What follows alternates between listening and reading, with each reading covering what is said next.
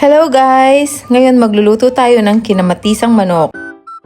Ito yung ulam na simple lang, pero kapag naamoy mo, mapapadami talaga yung kanin mo. Diet? Bukas na lang ulit guys. Di uso ngayon yun. Ginisa ko na yung luya, bawang at sibuyas. Inilagay ko na rin yung kamatis dahil dito manggagaling yung asim at sarap ng sabaw. At pag nakita mo medyo malambot na yung kamatis, ilagay mo na yung manok. Haluin lang natin para sumama ang lasa. Parang love life, kailangan haluin para may kilig. Uy, walang ganon! Wow. Lagyan na natin ng tubig para may sabaw. Nilagay ko na rin pala ang sili.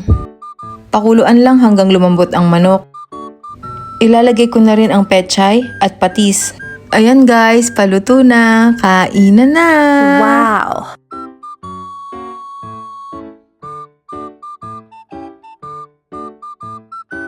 O ayan, approve daw. Pwede na daw ako magbukas ng maliit na karinderya dito sa kusina. Wow. O baka gutom lang talaga siya guys, kaya nasarapan. Hindi na nga nagsasalita, ibig sabihin masarap. Wow!